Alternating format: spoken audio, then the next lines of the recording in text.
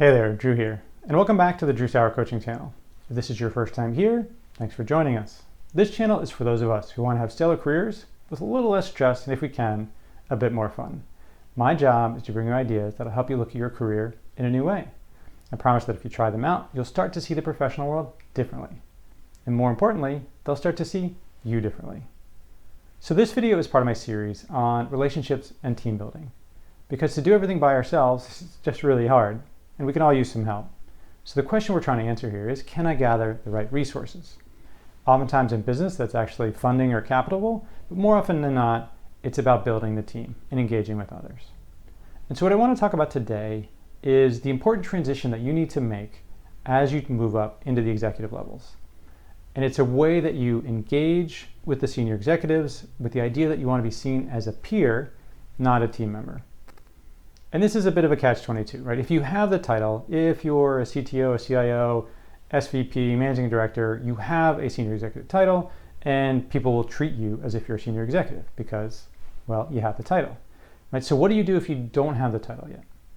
And that's what I want to talk about today, because unfortunately, this is one of those cases where most of the time they're looking to see, do you display these things?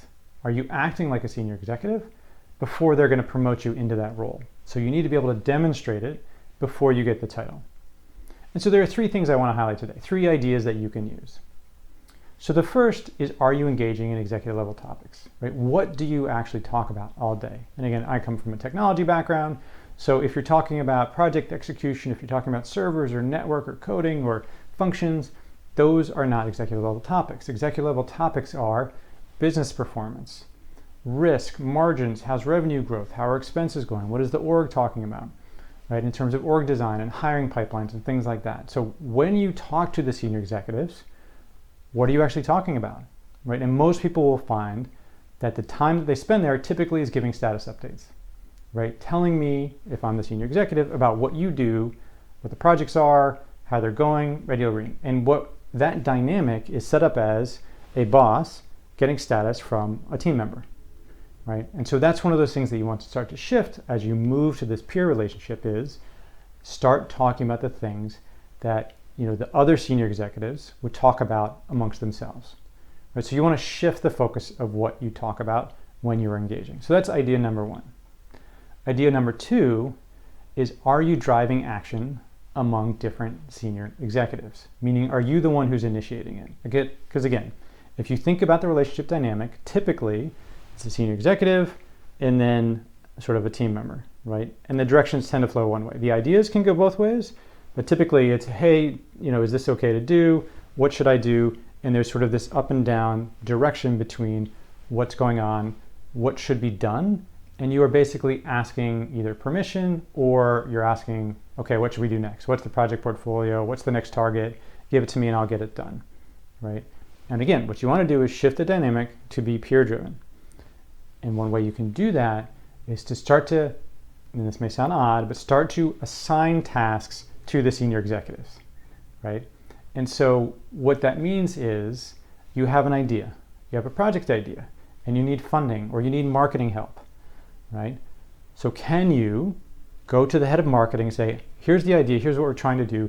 Can you assign some of your staff to help us come up with a marketing campaign for this new product, right? Whether it's internal or external, but basically what I did there was I went to the head of marketing and asked him or her to do something. And of course, what I'm asking them to do is assign staff, because that's typically it's resource allocation is what a senior executive does. You go to the senior executive and you're trying to get some of their resources applied to your project, right? Especially if nobody asked me to do that. I came up with that idea. Now I'm engaging with the other senior executives, and I'm actually giving them tasks. I'm not telling them I'm giving them tasks. I'm not making it blatant that I'm giving them tasks, but that's the dynamic. I start to ask them to do things for me to help my project and ultimately the business. So that's number two. Number one, elevate your topics, talk about the things that senior executives talk about. Number two, and again, in a subtle way, you want to start to get to the point where it's normal for you to come and ask other senior executives, not just your boss, for resources or other things to help a company-wide mission, right? So you are trying to assign them, because once again, peers help each other, where peer and, subordinate and boss is kind of a one-way direction, right? So you're trying to elevate this to peer where you want to sort of assign each other tasks, help each other out, and that's the type of relationship you're trying to build. So that's number 2. Number 3 is, do you treat your own function like a business, right? And oftentimes, again, if you're a director and you're an engineering team or something like that, you have a portfolio of projects, you're all trying to get it done, but you don't really worry about the financial position of the company, the HR process, the hiring pipeline, maybe a little bit of org design, but you're running your function. So the third step is to start to treat your function as a business. Now, the first way that usually happens is you get control over your own budget and your hiring and your deployment of capital or cash. Right? That's the first step. And you want to keep going from there to say, okay, what else can you do that will look like running your operation as a business? Again, do you talk to HR? Do you have a hiring pipeline? Do you have an organization design plan?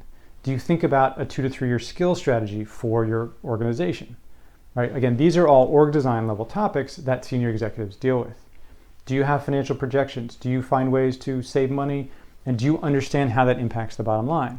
Saying I can save $50,000 is great, but is that material to the bottom line? Right? If we're running, if it's $50,000 a month and we're running a couple $100,000 profit a month, big deal. If I'm part of a $1 billion enterprise, 50,000 is not even a rounding error in the financials of the company. So do you have context when you talk about your own financials in terms of how that fits into the overall company? So again, that's a bunch of different things that you can do there, but ultimately it's these 3 things, right? So 1, are you talking about executive level issues, right? Do you raise that level? That's number 1. 2, are you getting senior executives to do things for you that you initiate, right? It's this idea of assigning them tasks.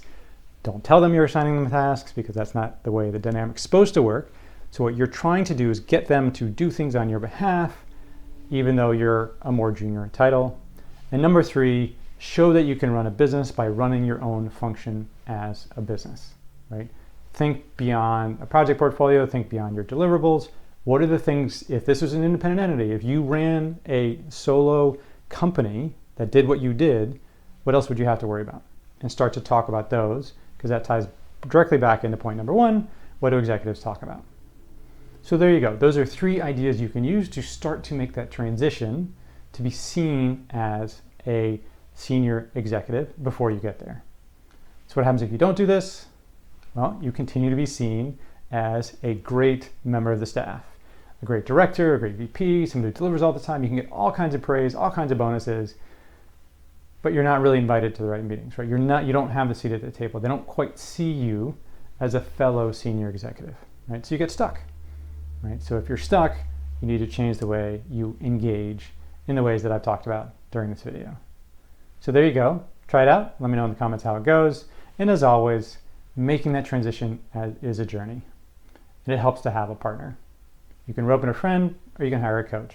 If you have any interest in working with me, go to drewsaur.com and we can find some time to chat. I look forward to seeing you next time.